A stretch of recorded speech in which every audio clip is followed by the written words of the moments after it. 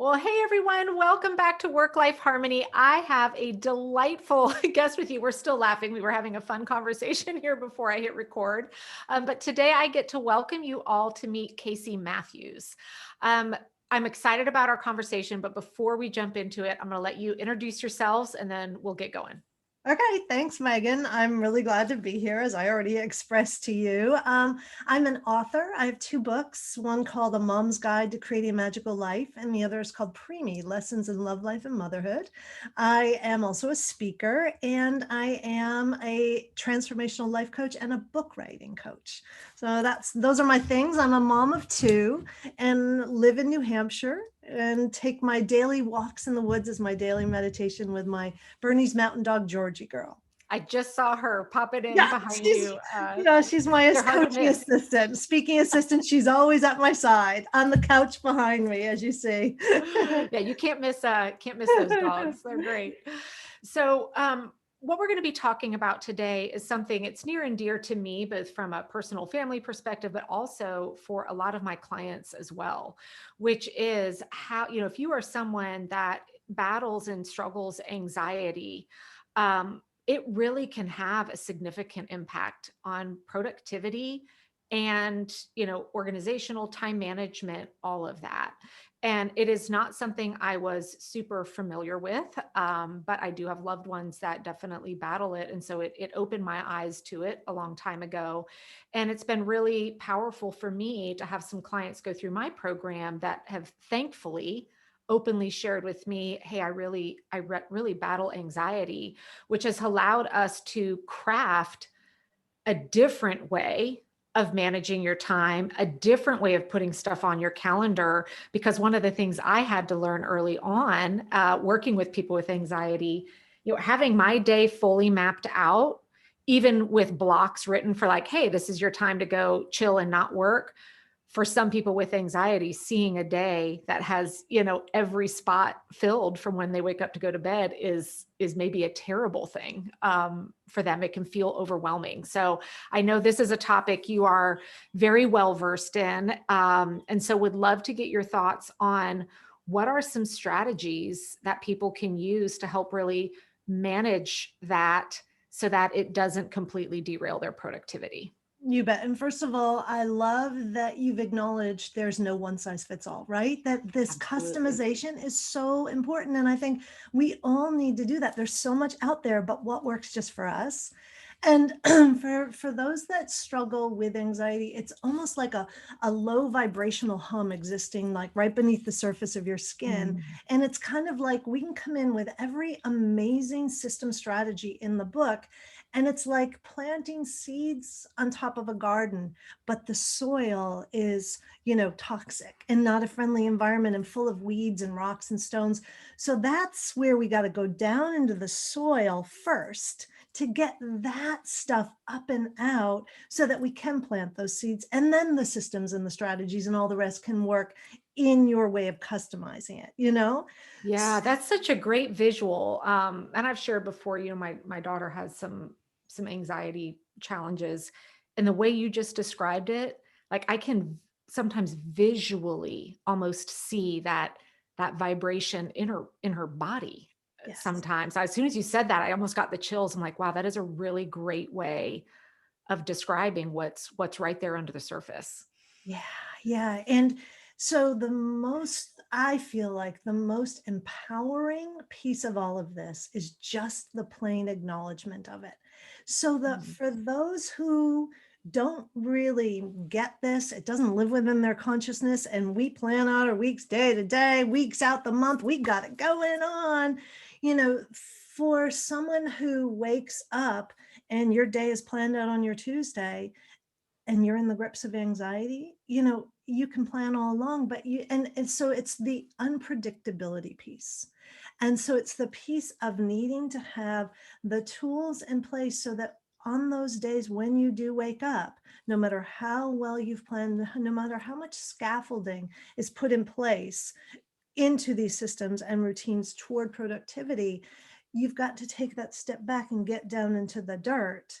And that's where you put the tools into place. And that's where, you and I had spoken that those are the strategies. What are the go-tos? And, recognizing, so it's not the waking up feeling that shaky vibration beneath the skin and going, you know what? I've already got my day planned. I'm just going to ignore it, because as you've witnessed, anxiety, it'll find its way back in. We can push it down, but it's going to keep rearing its ugly head and keep pulling up and coming up. So, I have a whole list of go-tos, and it's really like you spoke about the customization of your programs and all. What works best for me? And the best way to know is to try it. Try it. Absolutely. Yeah. So what led me to this place is my book Preemie's about our daughter. Our son Tucker was born on his due date, 8 pounds even, couldn't have been like la la la. Andy was born at 25 weeks. She weighed a pound 11 ounces. So it literally, well, I'm not exaggerating, she had 4 major surgeries. She was 7 years old when I was walking through a grocery store and saw some news article that made my knees buckle.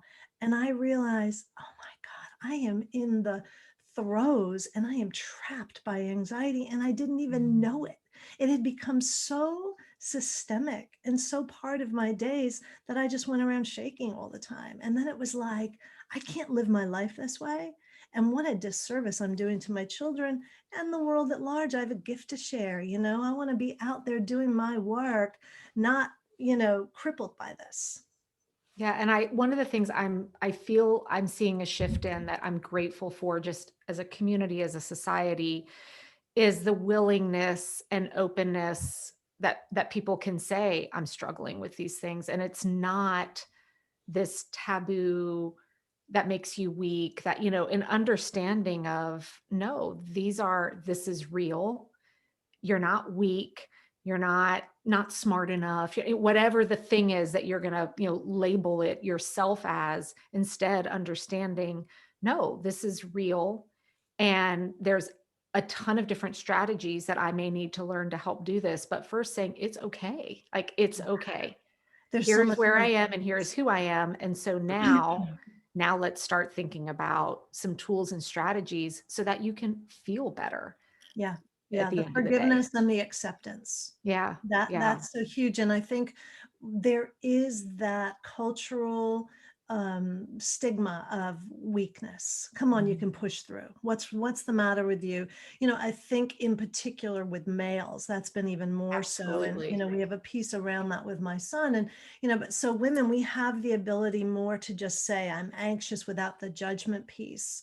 But I think that's so important. And I think it's so important to really remember and recognize that it's like strength and vulnerability weave themselves around each other. Like they share the same DNA. And when we are at our most vulnerable and bringing this anxiety and angst and all the rest to light, we're actually at our greatest strength.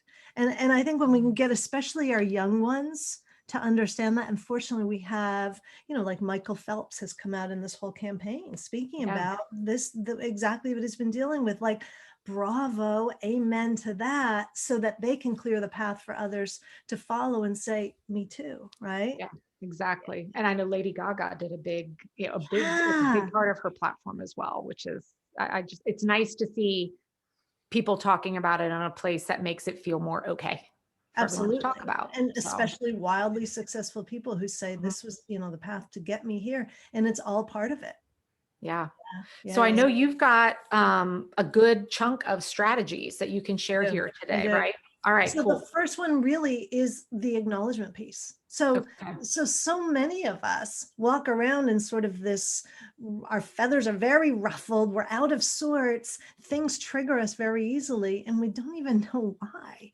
So it's kind of like, we'll just recognize, like, is anxiety at play there? And if so, okay, that's it. Just the acknowledgement alone of, oh, that's what's going on. That's why I always feel this shakiness and like I can't quite move myself forward. So that piece is foundational. It's like the fundamental piece of just acknowledging. And for some of us, I always see a vision of a radio dial in my head. For some of us, sometimes it's turned up to 11. It's way up there. and then for some of us, we walk around with just sort of around a 5 or a 6, and it's just low enough that, like I did with my daughter for 7 years, I just started living with it and not even knowing that that had become sort of my default.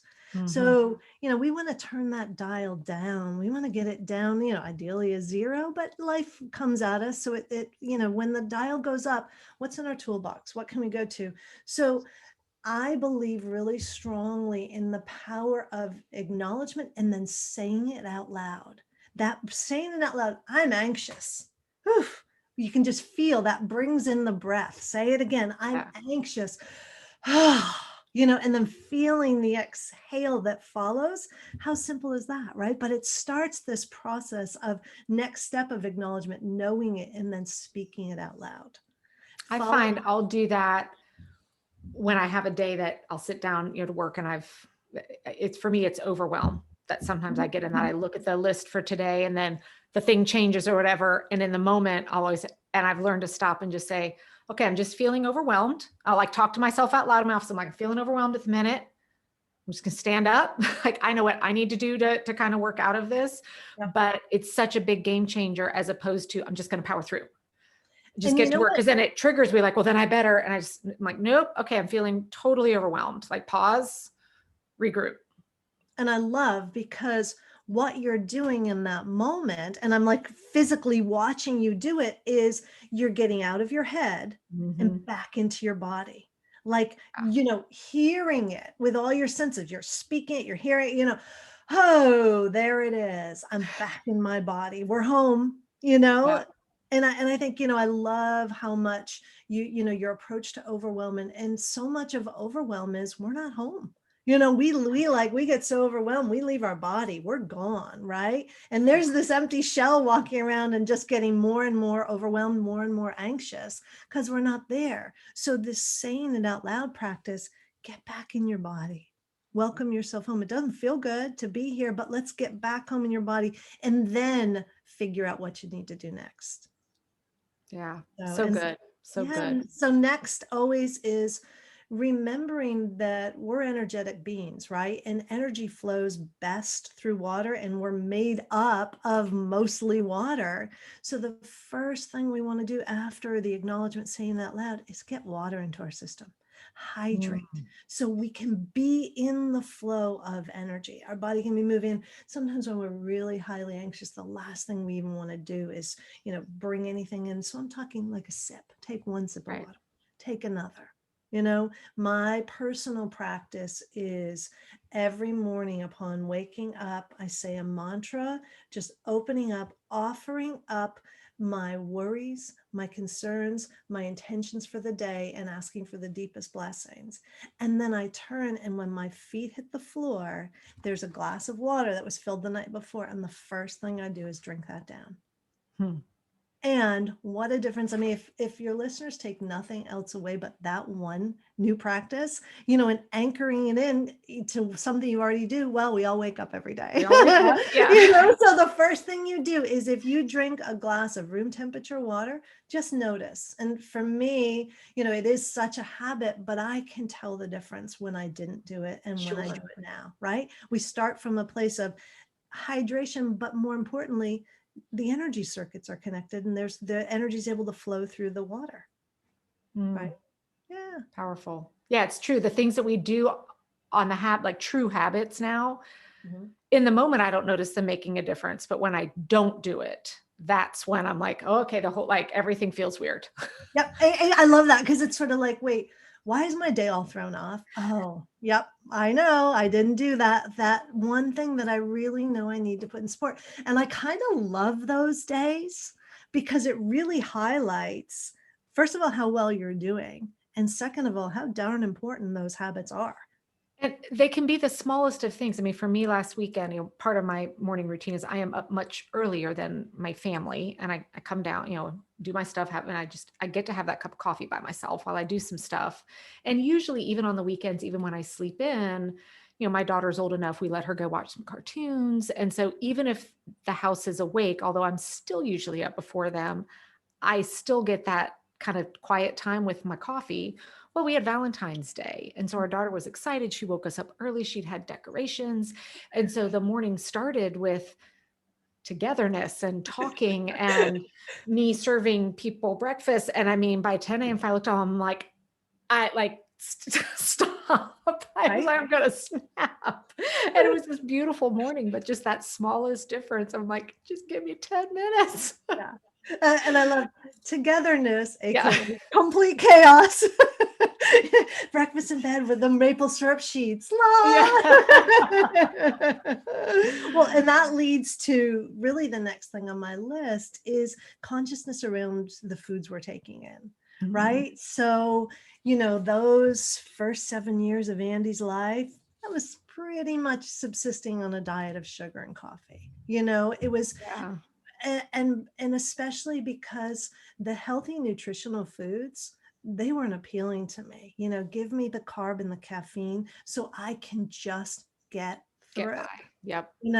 And again, I think it's that risk of, okay, I'm going to make a complete change and I'm going to switch to all whole foods and I'm going to eat all vegetables and fruit, and now our pendulum swings all the way to the other side and it's not sustainable. Yep. So it's this like, can you slice a piece of an apple today and get that in your diet, Small incremental stuff. Absolutely. right? Which lead to those, those practical, just tiny little changes. Suddenly our life has shifted in really profound ways.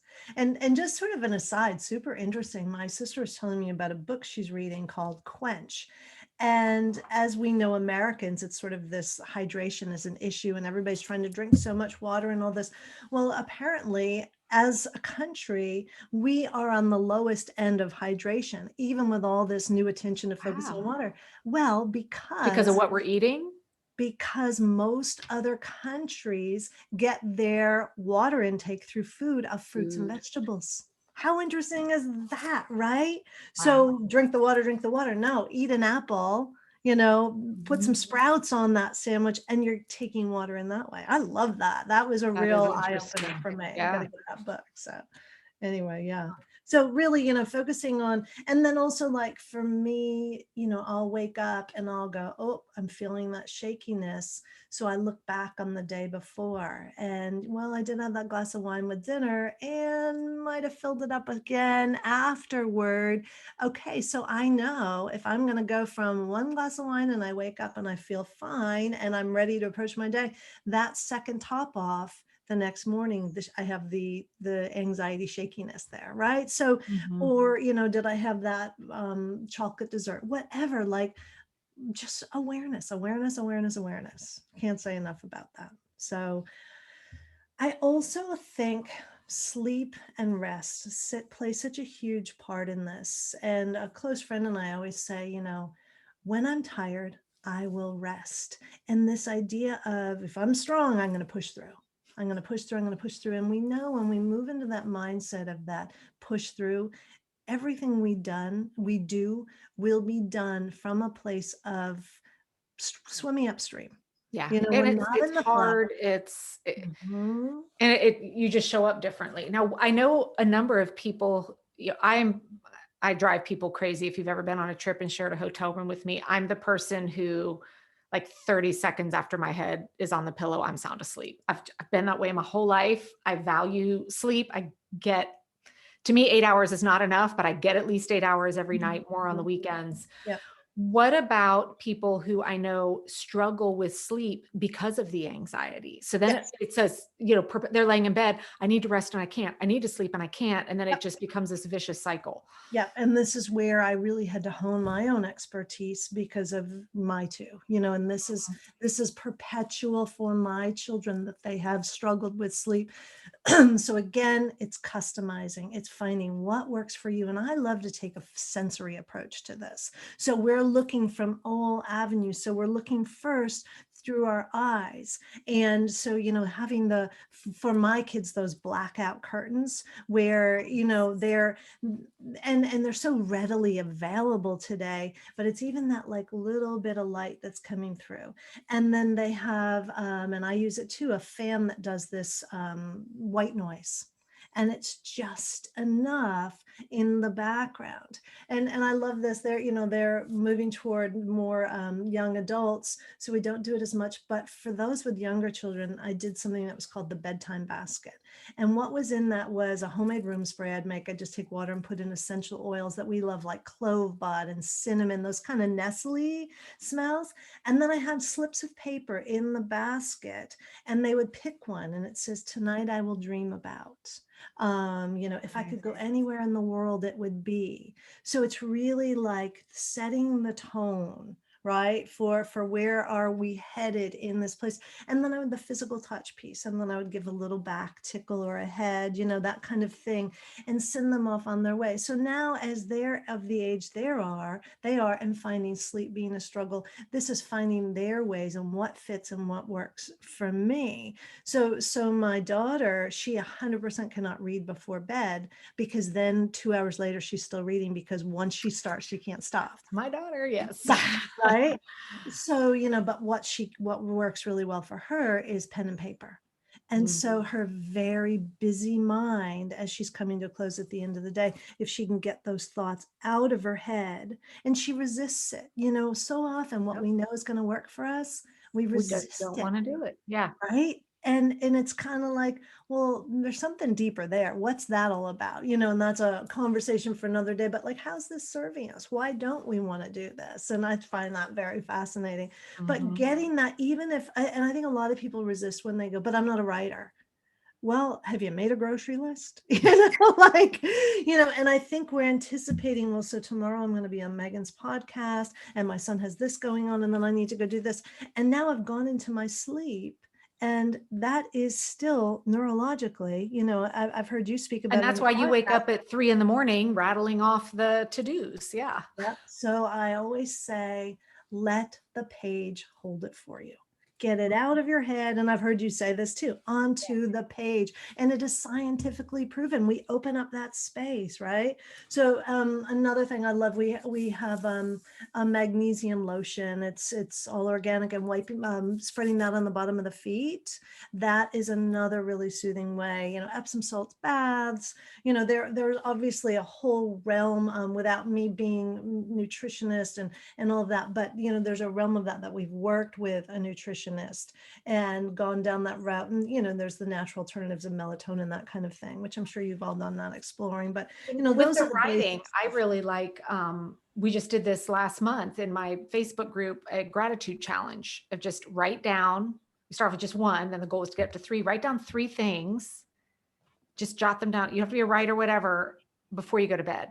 I heard you mention that. I love it. And here I am. I'll be perfectly honest. It's been 2 nights and I haven't done it. And I feel different. I'm like, why did I resist it? It's right there. The pen's right there. And this morning I was in a funk. I'm like, I haven't done that in the last 2 nights. So now I'm going to do it again. And I think it's interesting. Why did I resist it? It's what I find in my coaching is you get to a place where you're like, look at me. I've done so well. Okay, I'm good. And we get to that place where we're comfortable, and then we think, good, I'm done. We're always perpetually looking for the finish line. When am I done? When did I get there? And now I can go on and just live the rest of my life. The excuses. I'm just so tired. I just don't feel like it. It's 30 seconds of your life, Megan. Just pick up the dang pen. So I will be doing it tonight. I will be. I'm glad. Well, I will too. So I'll do it in honor of you. And I know this will be top of my list, this conversation. So thank you. Yeah. So the tiredness, because with anxiety, it can affect our sleep, and we can find ways to manage that.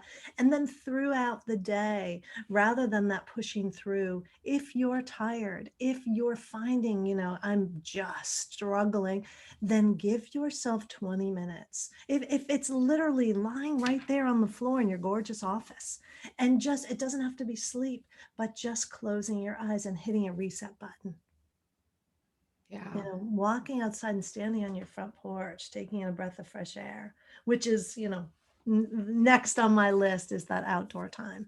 Yeah. And I think with that, it's interesting. I noticed for me when the all last spring with the pandemic, even people like myself that, haven't battled anxiety we were all I mean, I was experiencing it, everybody, I mean, the entire universe was experiencing it, but I would find myself in moments where I would go sit outside with the intent of reading a book, working on something for the business, and I would sit down and find myself just literally just staring like kind of into space because I couldn't get, I just, nothing would come.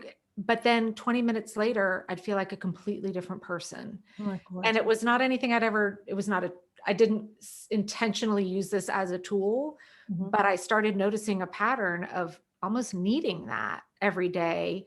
And I was talking with a client because she's like, well, I have this time set aside to go and read and journal every day, but every time I go out to do it, I just end up just sitting there quietly for and feeling bad. I'm like, why are you feeling bad? That time was meant to fill you.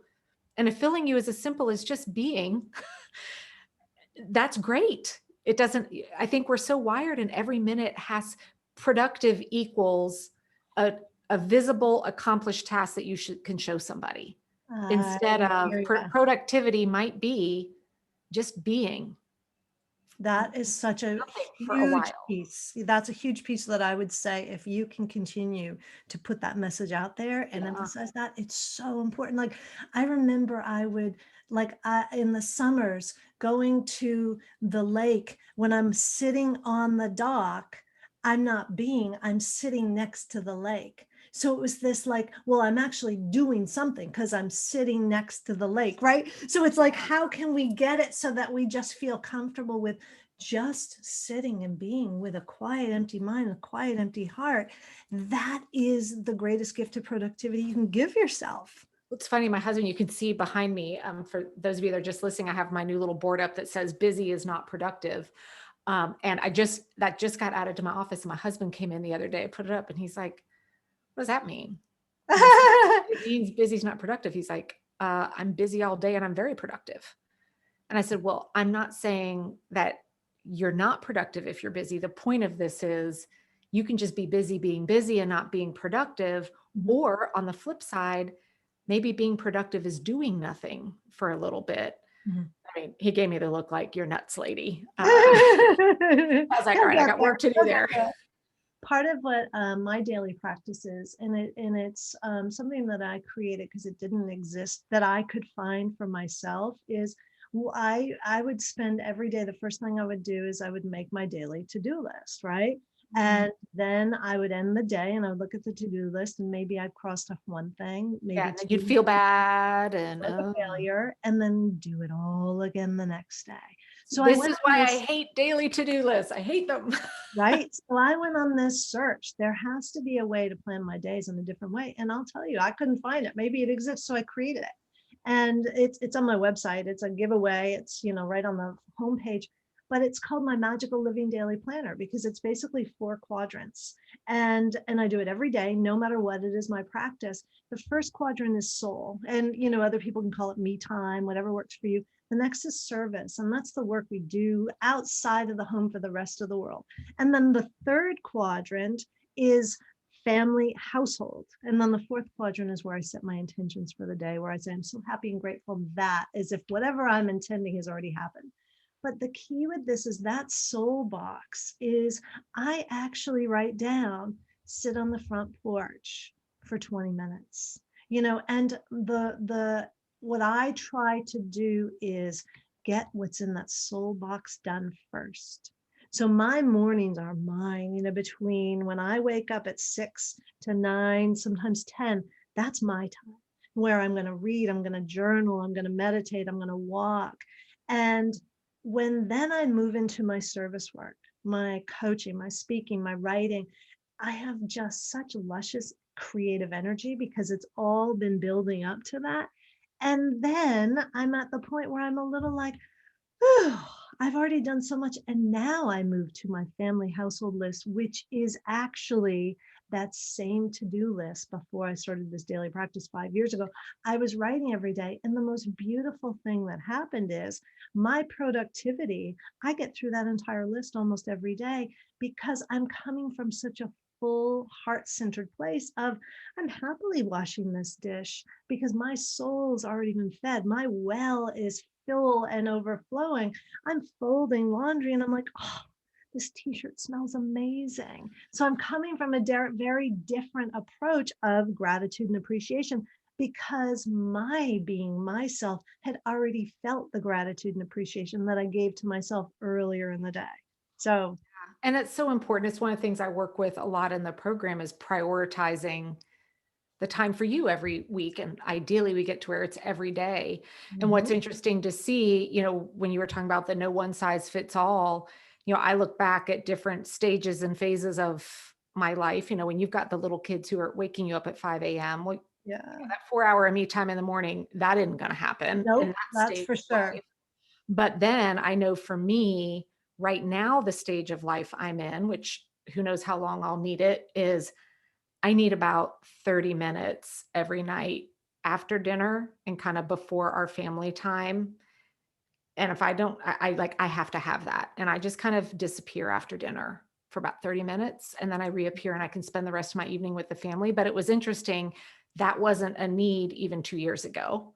Mm, I'm thinking maybe yep, the pandemic with all the togetherness maybe has added that in, but just absolutely. that awareness for yourself of when can you have it realistically? And then, but I always challenge everybody, you can have it somewhere and you have And to, you And have I to. think what you've really touched upon is what's beneath that awareness of that, what are our needs? And actually asking ourselves, Megan, what do you need? Kasey, what do you need? It was such a tool for Mhm. me with the kids. Like, what do you need? Often they don't know, but they've been seen, they've been heard. That often is enough. But the tricky piece is we may know we need that half hour. And so coming from this place of, I'm worthy of that half hour of alone time because I know I'm going to show up as my very best self. That's where a lot of people get tripped up. And I know I need that half hour, but it's just not possible. There's no way the kids have this, we have this, we have that. Well, hang on. Let's make it possible. Let's make it a priority. And if not at that moment, what other moment? And I do, I think we sabotage ourselves with our excuses, right? And, when we put out an energy of clarity, I am taking this half hour after dinner because I need it for me.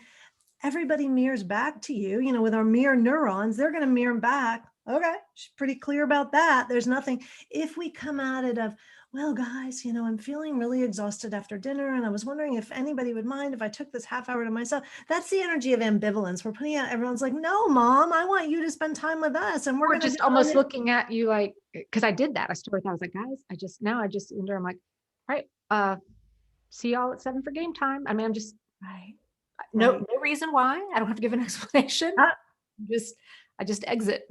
Yep. I think there's nothing more powerful than when we get clear ourselves and we get aligned and we put that energy out, it can't help but be mirrored back to us. Mhm. Yeah. Yeah. And then everybody wins because then you're in a better place. I mean, if I didn't do that, I'd be miserable for the next 3 hours. Then I'm going to put that energy out and then no one's going to have a great night. Now we can all enjoy the rest of the evening after I've just vanished for, for a Yeah. few minutes. And And look it's, what we're modeling for our kids, yeah, the so importance important. of knowing what we need, acting upon it, and just the gorgeousness of that self-care.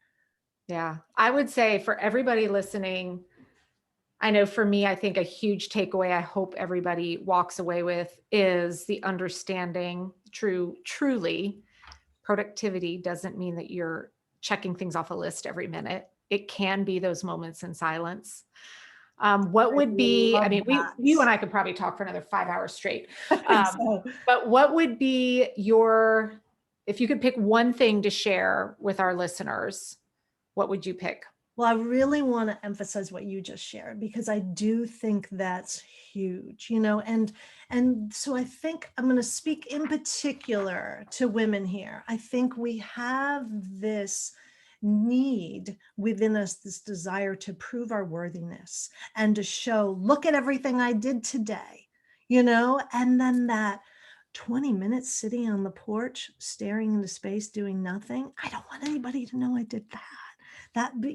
Because I didn't do anything. I didn't have anything to show for that, as opposed to, look, I read 15 pages of this book. I accomplished something. So we've got to unwind that. We've got to untangle that. So it's almost, really close first cousin to what you just spoke about. Productivity doesn't have to be doing. And we don't have to justify our existence in the world by look at everything I did today. Yeah. You know, I remember when, Tucker was a baby and people would say, nap while your child is napping. And I would say, hell yeah, I don't have a choice. And then all of a sudden I hear a knock on the door and I go, and I jump up because I don't want anybody to know I'm napping. Yeah. Right? Like, what's that all about, women? Come on. Like, so we've got to be our best advocate. We have to take care of ourselves first, because if we don't, who's going to? Exactly. Yeah. Oh, this has been so good. I'm going to put Yeah. links to all the places everybody can find you and your books. Where would be the best place for people to connect with you? I connect a lot with people over on Facebook. I have my personal page, and then I have a business page, which is Okay, Kasey great. Matthews, author, coach, all that. And it's Kasey with a K and Matthews with just one T. Just And I'm one on T. I know it's Instagram, and then I'm even now on Clubhouse, which, speaking of productivity, I'm being very careful there. good. And Very yeah, and I have a weekly newsletter that goes out, active on my blog, places like that. So Oh, love to wonderful. connect. Thank you so much for giving us your time today. I really appreciate it. I feel exactly the same way. Thank you, Megan.